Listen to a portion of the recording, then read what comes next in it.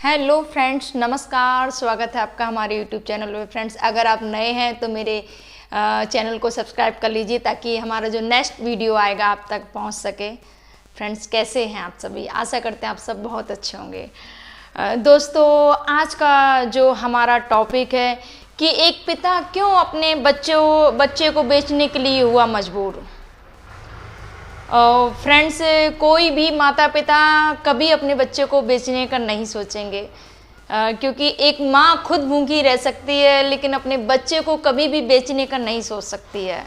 कैसे भी करके माँ बाप अपने बच्चे को पालने का पूरा प्रयत्न करते हैं हमेशा, और जिम्मेदारी भी होती है माता पिता की कि अपने बच्चों को पालना और पोसना। हर माता पिता चाहते हैं हम अपने बच्चे को अच्छी शिक्षा दें, अच्छा परवरिश दें। हर माता पिता ऐसा सोचते हैं। पर अलीगढ़ के एक पिता राजकुमार जी के साथ ऐसा हुआ कि वो आज मजबूर हैं अपने बेटे को बेचने के लिए। तो फ्रेंड्स, मैं आपको बता दूं, ये घटना अलीगढ़ की है। और जो राजकुमार भाई ई रिक्शा चालक थे, उन्होंने एक प्लॉट लिया होगा। हर किसी का सपना होता है फ्रेंड्स कि उनका अपना खुद का घर हो। फिर जब हम प्लॉट लेने का सोचते हैं तो हमारे पास उतनी रकम नहीं होती है, तो जाहिर सी बात है हम दूसरों से उधार ले लेते हैं। सोचते हैं कि थोड़े थोड़े दिनों में हम उसको अदा कर देंगे। वही राजकुमार जी ने किया फ्रेंड्स। उन्होंने एक प्लॉट लिया, और प्लॉट लिया तो उन्होंने थोड़ा कर्जा ले लिया। जो कर्जा ले लिया तो उसको वो जल्दी से नहीं पटा पाई। जब कर्जा नहीं पटा पाई तो आप एक बार अगर ब्याज का पैसा लेना आप शुरू कर देते हैं तो ब्याज के दर पे वो पैसा, जो मूलधन रहती है वो तो है ही, ब्याज उसका चढ़ता रहता है। तो जो भाई वो थे ई रिक्शा चालक, वो उसका भर नहीं पाए, ब्याज नहीं भर पाए। और वो दबंग आके जो भी रंगदार थे जिससे वो लिया था पैसा, उन्होंने क्या किया कि वो जो प्लॉट था उस पर भी लोन करवा लिया। जो ज़मीन उन्होंने खरीदी थी उस पर भी लोन करवा लिया। और अब वो इतनी ज़्यादा दुखी हो चुके हैं भाई कि अपने बेटे को बेचने के लिए आ गए। और उनकी मजबूरी ये हो गई कि जो दबंग लोग थे वो डेली उनके घर पर आया करते थे, और रात में 12 बजे तक उनके घर में गाली गलौज अभद्रता से पेश आया करते थे। तो वो बस स्टैंड के सामने ही रोड पर बैठ के आके दफ्ती लगा के मेरा बेटा बिकाऊ है, 6 से 8 लाख तक मैं अपना बेटा बेच दूंगा।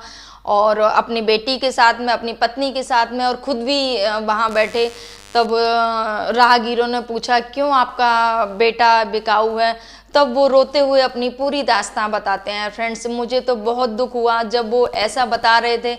और उन्होंने बताया कि मैंने एक प्लॉट लिया था, उस पर पैसे उधार लिए थे, वही पैसे नहीं चुका पाया हूँ, और आज कम से कम 7 से 8 लाख रुपए हो चुका है जो मुझे देना है। और वो लोग मुझे बहुत परेशान कर रहे हैं। जिसका पैसा है उन्होंने, जो ई रिक्शा चालक, जो रिक्शा चलाते थे, जो टिर्री चलाते थे, वो भी छीन ली है। फ्रेंड्स, सोचिए कैसे कैसे लोग हैं हमारे समाज में। वो बता रहे थे भाई कि मैंने उनसे वादा किया कि मैं धीरे धीरे करके आपकी रकम को अदा कर दूंगा, पर वो नहीं माने। आप एक चीज़ सोचिए फ्रेंड्स, हम सभी को सोचना चाहिए ये सब चीज़ें कि अगर आप किसी के रोजी रोटी का जरिया छीन रहे हैं, आप जो भाई वो अपना गृहस्थी का पालन पोषण उसी से कर रहे हैं, रिक्शा चला के, आप उनके रोजी रोटी का जरिया ही छीन लेंगे तो वो आपको कैसे पैसे देंगे? फिर वो क्या करेंगे? फ्रेंड्स, ऐसी बहुत सारी घटनाएं हमारे समाज में होती रही हैं। और एक घटना और हुई थी कि वो तो पूरी फैमिली ही आत्महत्या कर लेती है क्योंकि उन्होंने लोन लिया होता है बैंक से। तो अभी तो सरकार ने भी ये नियम कर दिया है कि अगर कोई भी किसी से भी लोन लेते हैं, अगर आपको नहीं जमा कर पा रहे हैं आप, तो ऐसा कुछ भी कदम मत उठाइए, उसके लिए भी सॉल्यूशन है। और जो रंगदारी करते हैं फ्रेंड्स, उन सभी से मेरी हाथ जोड़ के विनती है फ्रेंड्स, इंसान बनिए। अगर आप किसी के साथ बुरा करके भी आपको बुरा नहीं लग रहा है ना, तो आप सोचिए बहुत बुरे इंसान हैं फ्रेंड्स। एक दिन आपके ही कर्म आपसे हिसाब लेने आएंगे, फिर मत सोचना कि क्या हो रहा है, क्योंकि फ्रेंड्स कर्म फल जरूर मिलता है हम सभी को हमारे जीवन में। अगर हम सोचिए कि अगर हम दबंग हैं, किसी निर्बल को सता रहे हैं, किसी को परेशान कर रहे हैं फ्रेंड्स, वो बोलते हैं निर्मल को ना सताइए, निर्बल को ना सताइए, निर्बल देवे रोए, और जो दुखिया को ना सताइए, दुखिया देवे रोए, और जब दुखिया की मुखिया सुने तो तेरी गति का होए। फ्रेंड्स, ये सत्य है, किसी भी दुखिया को नहीं सताना चाहिए, क्योंकि गरीब की हाय बहुत बुरी लगती है। फ्रेंड्स, वो गरीब परिवार जब आया रोड पर, फ्रेंड्स बहुत मन दुखी हुआ मेरा कि कैसे कैसे लोग समाज में हैं, किसी की रोजी रोटी छीन लेते हैं। और इतना फ्रेंड्स, किसी के घर पे आप रात में 12 बजे जाइए और उसके घर पे गाली गलौज करिए, उसकी बेटी है उसकी पत्नी के साथ में, और हस्बैंड उसका रिक्शा चला रहा होता है, घर पे नहीं होता है। जब आप किसी के घर पर जाइए, मुझे लगता है जब आप ऐसा करते हैं तो आपको नहीं लगता है कि आपके घर में भी बहन बेटियाँ हैं। सम्मान सभी बहन बेटियों का बराबर करना चाहिए हमें फ्रेंड्स, वो फिर अपनी बहन बेटी हो या दूसरी की बहन बेटी हो। जब हम दूसरी की बहन बेटी की रिस्पेक्ट करेंगे, इज्जत करेंगे, तभी हमारी बहन बेटी को भी इज्जत मिलेगी। फ्रेंड्स, आज का जो मेरा विचार है, बस मैं यही कहना चाहती हूँ फ्रेंड्स, किसी को मत सताइए, समझने की कोशिश करिए। दोस्तों, कुछ भी आप लेके नहीं जाने वाले हैं इस दुनिया से, आप खाली हाथ आए हैं और खाली हाथ ही जाने वाले हैं। तो प्लीज़ लोगों को समझने की कोशिश करिए, हो सके तो उनकी हेल्प करिए, उनको दुखी मत करिए, उनको रुलाइए मत। आप सभी से रिक्वेस्ट है, जो भी हमारा वीडियो सुन रहे हैं, अगर आप सच में अगर ऐसा करते हैं तो प्लीज़ रुक जाइए। वो भी इंसान है, उनका भी भगवान है, आपका भी भगवान है, और भगवान सबकी सुनते हैं। ये कर्म फल सबको मिलते हैं फ्रेंड्स। तो वो पिता का दर्द मुझे बहुत दुखी हुई मैं कि बताइए, एक पिता अपने बच्चे को बेचना चाह रहा है, और ये इन लोगों को ही वजह से, हमारे समाज के लोगों की वजह से।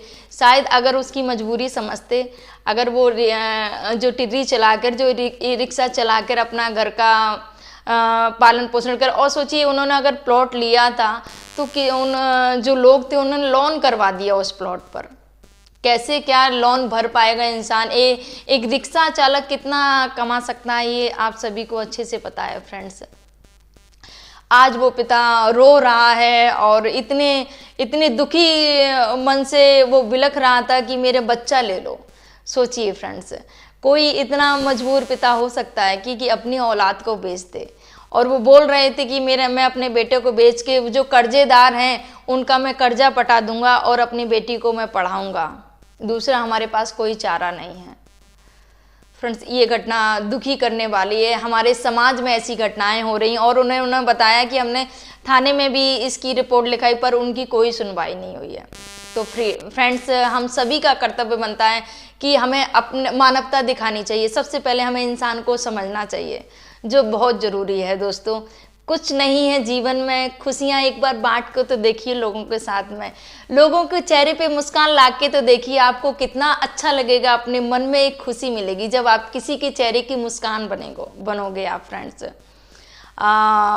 मेरा बस यही आप सभी से संदेश था कि लोगों को दुखी मत करिए, जितना हो सके उनको खुशियाँ पहुँचाइए प्लीज़। और जो भी आप अगर ब्याज पे पैसा देते हैं तो लोगों की मजबूरी समझिए। अगर आपके पास भगवान ने आपको दिया है, आप किसी को देने लायक बनाया है आपने पैसा, तो प्लीज़ उनकी मजबूरी भी समझते रहिए साथ में। अगर अच्छी बात है आप लोगों की हेल्प कर रहे हैं, लोगों की मदद कर रहे हैं, पर उनके हिसाब से ही कीजिए आप। अब ऐसा मत कीजिए कि जो अपना घर का पालन पोषण कर आप उसकी रोजी रोटी ही छीन ले रहे हैं कि नहीं, कहीं से भी कहाँ से लेके आएगा वो।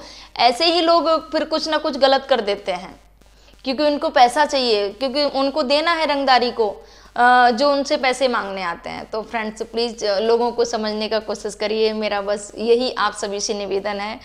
आज जो पिता जो मजबूर होके तख्ती अपने लिख रखा था, तख्ती पर लटका रखी थी गले में कि मेरा बेटा बिकाऊ है, तो ऐसी घटनाएं ना आए हमारे समाज में, न्यूज़ में। फ्रेंड्स, दुखी करने वाली होती हैं ऐसी घटनाएं। हम इंसान हैं, हमें इंसानियत के जरिए हमें लोगों को समझना चाहिए, हमें मानवता दिखानी चाहिए फ्रेंड्स यहाँ पर। फ्रेंड्स, अगर वीडियो अच्छा लगे तो लाइक शेयर और सब्सक्राइब करिएगा फ्रेंड्स। राधे राधे।